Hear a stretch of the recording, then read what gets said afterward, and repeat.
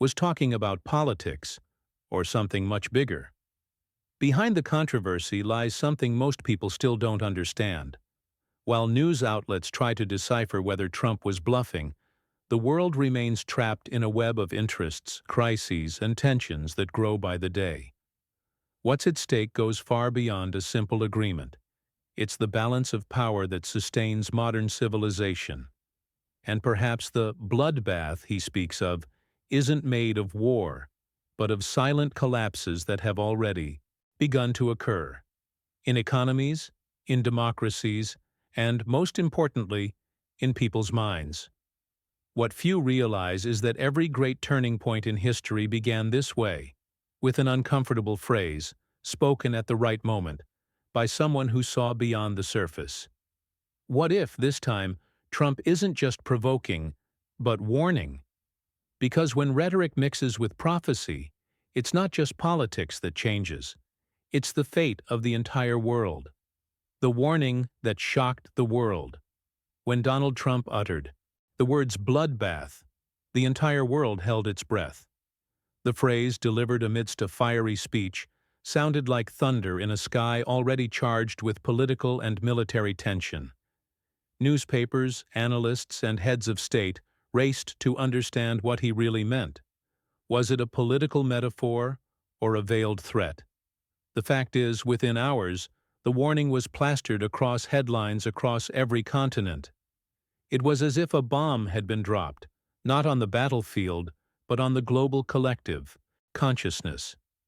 Trump is no stranger to controversial statements, but this one was different. It came at a time when the world was already exhausted by crises: inflation, wars, diplomatic instability, and a growing fear that something bigger was about to happen. The tone of his voice, firm and almost prophetic, made even his opponents stop and listen. It was impossible to ignore the weight of his words, as if behind the political discourse there was a real warning about something the world had not yet fully grasped. While some laughed, others trembled. More skeptical analysts claimed it was just campaign rhetoric, a way to dramatize the moment to gain the spotlight. But some say the former president has information and connections that the general public doesn't even realize. What if he wasn't just being dramatic? What if the bloodbath was a symbolic preview of something brewing behind the scenes? Something that goes far beyond politics. The geopolitical backdrop. To understand the gravity of Trump's warning, we must look beyond the headlines and see the global landscape. Behind the scenes, a world is in turmoil. Tensions in the Middle East, disputes in the South China Sea, and the war that persists in Eastern Europe. Every political move is a carefully calculated play, and a strategic error can cost not only entire economies, but also human lives. The landscape is so fragile that a single spark is enough to ignite alliances and destabilize markets. The United States, despite its might, is no longer the untouchable empire it once was. The rise of China, the strengthening of Russia, and new alliances challenging NATO have created a multipolar world where no one has complete control. It is in this context that Trump's words take on weight. He knows that global equilibrium hangs by a thread, and any diplomatic failure could push the powers toward the abyss.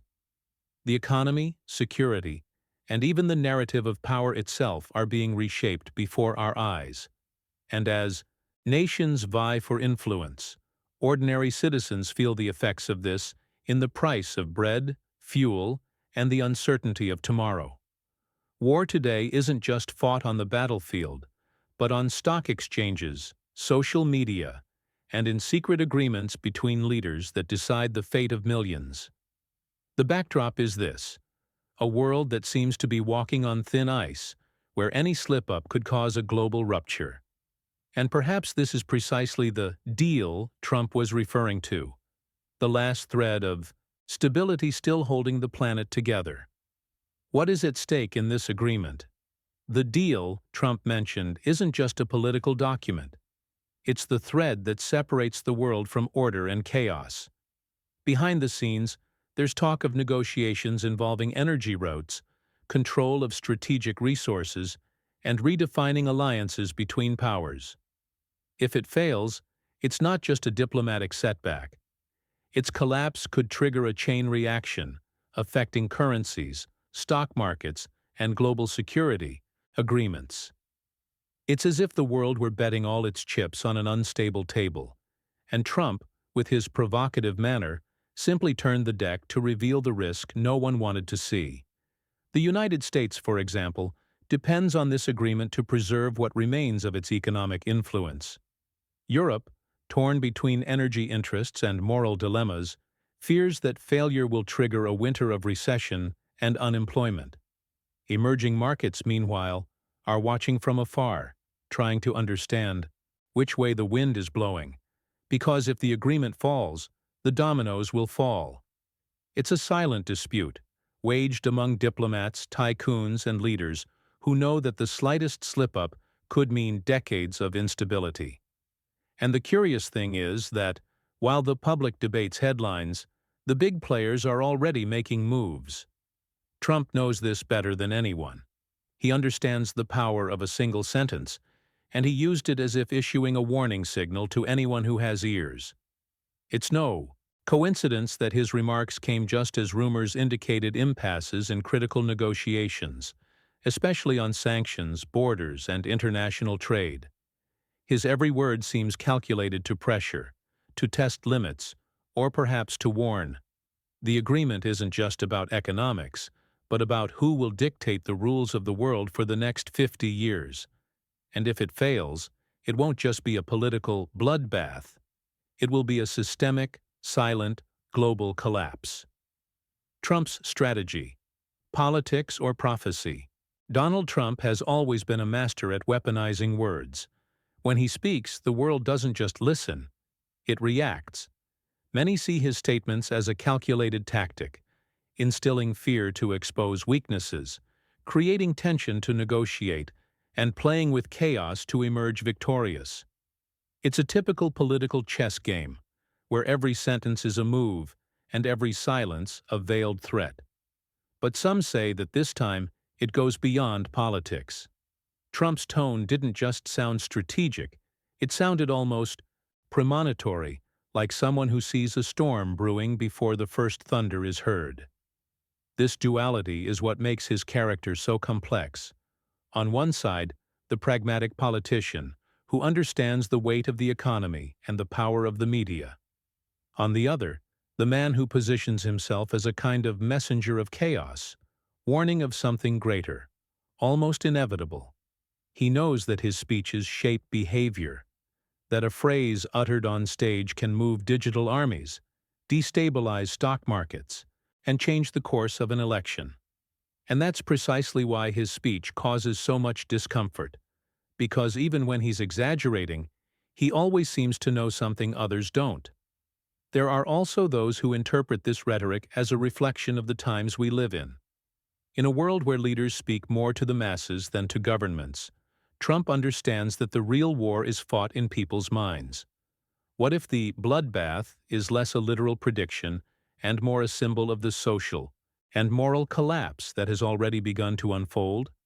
Perhaps his strategy is precisely that: to stir up fear, to make the world look into the abyss it has been pretending not to see. And if that's the case, the warning ceases to be political and becomes prophetic. Reactions inside and outside the U.S. The repercussions were immediate. Within the United States, Trump's words divided the nation like lightning in a storm. His supporters saw in his speech the courage of someone who dares to say what many think but have no voice to say.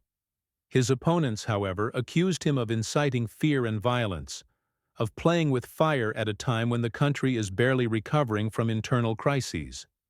Television shows, podcasts, and online forums became battlegrounds, some defending the clarity of the warning, others labeling it populist delusion.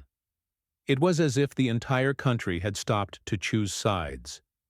But the impact wasn't limited to America's borders. In Europe, leaders reacted cautiously, trying to decipher whether the bloodbath was a figure of speech or a prediction of collapse. China treated the matter with diplomatic irony, while Russia greeted it with silence, the kind of silence that speaks volumes. In Latin America, the topic became fodder for conspiracy theories and economic analyses, with experts warning of potential disruptions to trade and regional security. Each country interpreted the warning differently, reflecting its own fears and interests. And amidst this turmoil, ordinary citizens, workers, small business owners, and housewives began to feel the psychological impact. Uncertainty began to infiltrate everyday life, in conversations, online, and investments. People began to wonder whether they should protect their savings, stockpile supplies, or simply turn off the TV. The popular reaction demonstrated something few analysts had noticed. A leader's words, spoken at the right time, can move the world without firing a single shot. And perhaps that was exactly what Trump intended, to measure how far fear can spread. Fear as a tool of power. Fear has always been the most valuable currency of power. Kings, generals, and politicians of all eras have understood that fear mobilizes more than hope. It unites, controls, and silences. When Trump speaks of a bloodbath, he awakens not only the fear of political collapse, but something more primal, the instinct for survival. And this instinct is capable of moving economies, altering elections, and redefining behavior. The difference is that today, fear is not propagated by armies, but by words, algorithms, and headlines. In the digital age, fear spreads in seconds. A tweet, a statement, an out-of-context video, and presto, millions of people are on high alert. Leaders like Trump master this dynamic like masters of collective psychology. They know that panic is contagious, and that fear, when well directed, can become a powerful political force. This is how what some call the fear society is formed.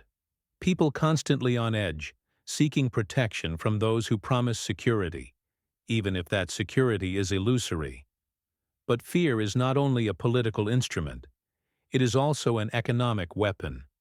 When uncertainty reigns, money shrinks, markets fall, and the elite move to where chaos is profitable.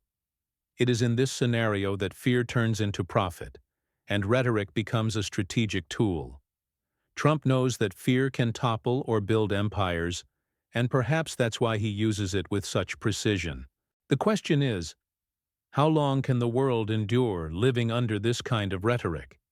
Because fear, when it becomes the center of power, always exacts its price. The possible global consequences. If the agreement truly fails, the world could enter one of the greatest waves of instability in decades. The global economy, already weakened by wars and inflation, would suffer a chain reaction. Oil prices would soar, markets would collapse, and emerging currencies would be the first to feel the blow. Financial chaos respects no borders. It spreads like wildfire. Just remember 2008, when a crisis in the United States dragged the entire planet into recession.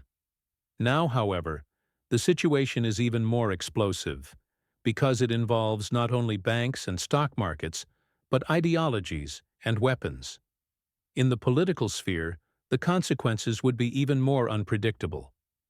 Breaking the agreement could strengthen authoritarian regimes, weaken democracies, and pave the way for new, dangerous alliances. China, Russia, and Iran would take advantage of the Western power vacuum to advance their interests, while European countries would plunge into internal divisions. Latin America, as always, would be the secondary impact, oscillating between economic crises, political polarization, and the loss of diplomatic autonomy. It's the kind of geopolitical domino that, once toppled, is unstoppable. But the consequences go beyond politics and economics. They affect people's minds and behavior. The feeling that something is about to happen creates a state of collective anxiety, and history shows that this feeling precedes major turning points. Before World War I, there was the same murmur in the air. Before the Wall Street crash, the same fragile confidence. The world seems, once again, to be walking a tightrope between fear and greed. And perhaps, deep down, Trump's warning was less a warning and more a mirror of what we've all felt but pretended not to see. The psychological impact on the population. No conflict begins with weapons alone. It begins in people's minds. When leaders speak of a bloodbath, the collective imagination reacts before any action even materializes. It's fear that spreads first, not war.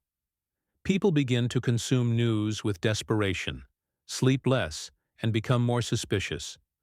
Searches for how to prepare for chaos skyrocket online, and fear begins to dictate habits, conversations, and even economic decisions.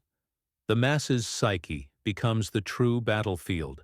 The effects are visible: high anxiety, growing social polarization, and a pervasive feeling of insecurity that seems to have no origin or end. Every headline, every alarmist video, every inflammatory speech reinforces the feeling that the world is on the brink of something irreversible.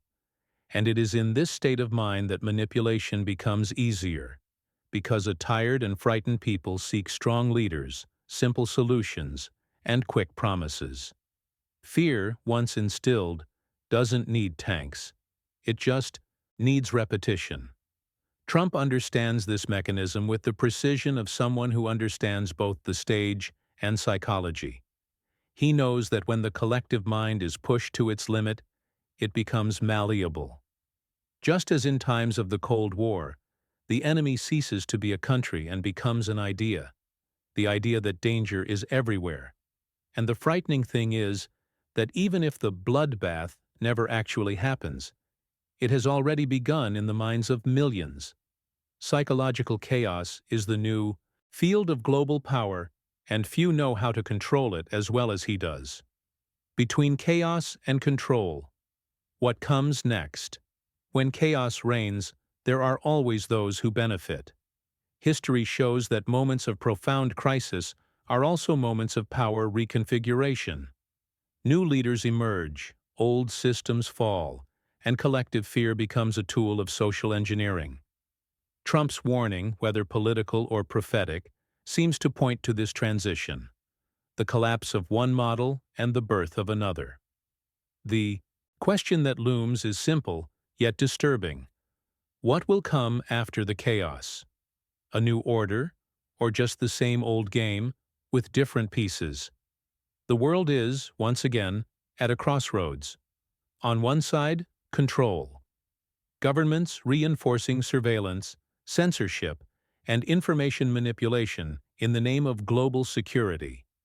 On the other, chaos, independent movements, resistance, and an increasingly skeptical and fragmented population. The line separating one from the other is as tenuous as the psychological equilibrium of nations. Perhaps the bloodbath Trump predicted will not be one of guns and gunpowder, but of moral collapses, distorted truths, and eroded freedoms. And in the end, what remains for ordinary citizens is the choice of which narrative to believe. Fear paralyzes, but also awakens. Chaos destroys, but also reveals. And perhaps this is the hidden message between the lines of the discourse: to understand this moment not as the end, but as a test of global consciousness, because every time humanity finds itself on the brink of the abyss, it is forced to reinvent itself. The only question is, who will be in charge when the dust settles? Ultimately, the question remains simple, yet disturbing. Are we truly prepared for what may come? Perhaps Trump's bloodbath isn't a threat, but a warning that the world is about to enter a new era. History always repeats itself, and the signs are there, before our eyes. Economic collapses, conflicting leaders, broken alliances, and a silent fear growing in every nation. Ignoring these signs is like walking blindfolded into a storm. So before you dismiss this as just political rhetoric, stop and observe the situation around you. Wars don't start with gunfire. They begin with speeches, with manipulations, with small tensions that build until the inevitable happens. The world is changing at a frightening rate, and those who don't understand the movements behind this transformation end up being swallowed up by it. The time to wake up is now. If you want to understand what is really happening, download now the eBook, 10 Signs That a War is About to Start. In it, you'll discover the signs that leading analysts are already observing, economic, political, and social signals that precede any major conflict. The link is here in the description. And before you leave, subscribe to the channel, turn on notifications, and share this video. Knowledge is the only weapon that can protect you when the world decides to go to war.